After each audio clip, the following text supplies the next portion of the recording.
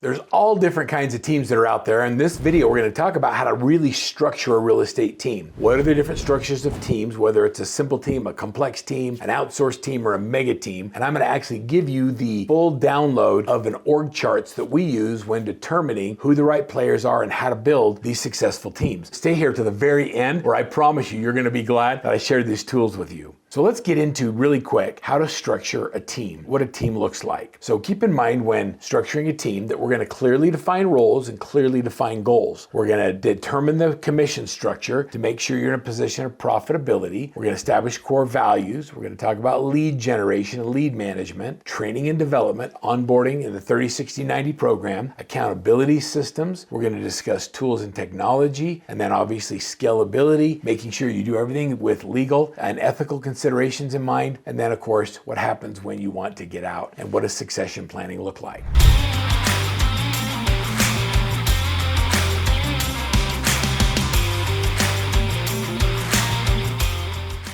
So I'm going to go to my screen now and I'm going to share with you the different types of teams and what we look at in our team org chart source. So the first thing I'm going to encourage you to do when you download the resources, you go to File, Make a Copy, and it allows you to open it in your own screen. When you click on the Instructions tab, it teaches you how to use this spreadsheet to be able to build your org chart. Next is you make a list of who your team members are and what their disc profiles are and their scores, and then we create what's called a small org chart. Now you notice that the small org chart, at the top of the org chart, you'll see a team leader. In most teams, the team leader starts as being the team leader and the listing partner and the lead buyer's agent. As your team grows, you'll end up with 1, 2, or 3, 4 buyer's agents, and you as the team leader will replace yourself as the team leader and putting a new lead buyer's agent in place. You'll then hire a client care coordinator, a runner, and a listing partner. Now it is interesting with each of these positions that you understand who they are and what their job is, and then whether they're employees, whether they're managers in the position. And so use the form to fill out the position of your team. If you're a large team, a decent sized team, it changes the way that we look at the business. Now I want you to look at your role.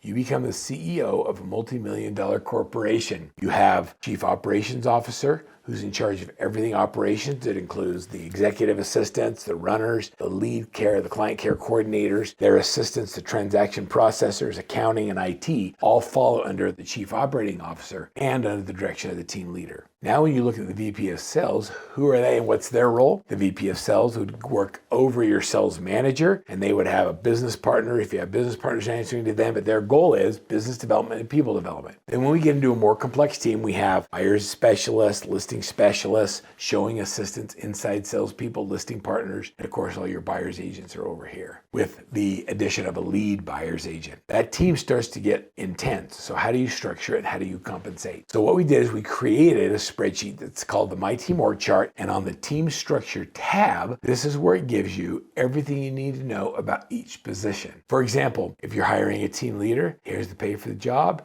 here's the performance of commissions, here's the percent of commissions that stays to you and percent that goes to the team, and you put all that in there and it tells you exactly what you need to do. The next piece is the market price or the salary, and that's how we pay people. And so it depends on if they're a salary employee or if they're hourly or if we're doing a straight commission because they're in sales, and we've broken that down for you as well. Here's the sales manager. We've given you recommendations for assistants, recommendations for client care coordinators, recommendations for a transaction coordinator, a closing coordinator, a runner, a lead buyer's agent, a buyer's agent, a listing partner, all the positions on a complex team. You don't need to hire all those positions, but this chart gives you all of them and you can decide which ones make sense for you. Now we've decided all of the positions. Now I want you to look here at the disc. It then tells us what the high disc is and the high and the low motivators are. So you can go here. I'm going to see if I blow this up for you. So we give you the position. I want you to look at the disc, and then I want you to identify whether or not you have the training where you'll have to rely on Workman Success Systems to provide the training for your team org chart. So if you start right here, you have the position is what? The position is a team leader.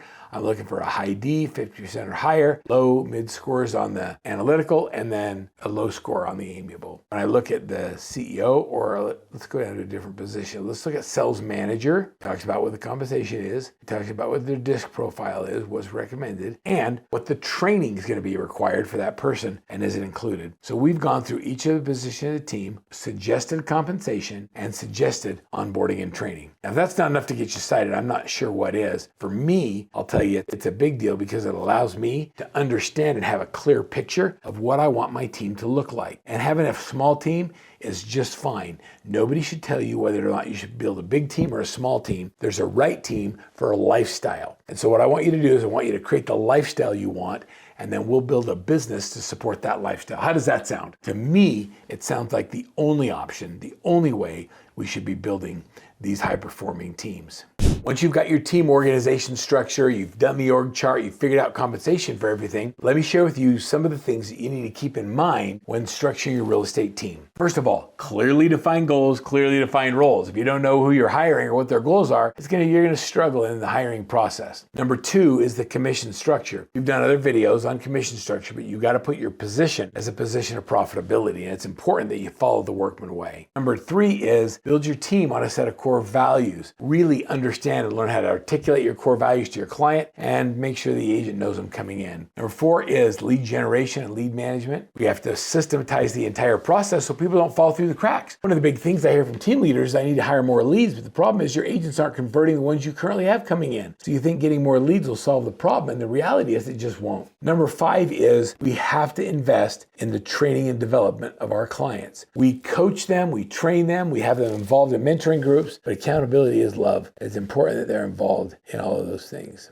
Next up is technology and tools. Let the builder build. Utilize the best technology and tools and systems for streamlining your operations, for running your team, and you're going to be able to mentor people without disrupting your office culture. Number nine is the legal and ethical considerations. That means you got to run things by your lawyer. Just make sure that it complies with all real estate laws. I teach things that are legal in Utah, but they may not be the same in California or in New Jersey or in Texas. So always double check contracts, forms, and things like that. And then number 10 is you better have a succession plan. Succession planning inspires your team that you consider leaving and that somebody else is going to take the helm. That could be a positive thing. Also, it allows your team members to stay clear of confrontations that are going to happen that you don't need to be part of because they're not in leadership. Succession planning, having a plan in place when somebody wants to come in and take your team over, having a plan allows your team to buy your team from your team. All of those are good possible ways. Make sure that you reach out to your coach. You talk to your coach about when it's time to sell your team or whether or not you should consider that. I want to do a deep dive into restructuring the real estate team and let you know how it has a massive impact on your business. Clearly defining roles and responsibilities, doing time tracking, utilizing AI and technology, and then streamlining your process makes all the difference in the world. As you use DISC motivators and you start to interview with enthusiasm and you profile your people using AI, we can shift all that into an AI engine. It'll score the entire client and give you the answer. Good luck with using AI. Good luck on scaling your team. And let's make sure that we're knocking it out of the park as we're planning and growing strategically our business to the next level.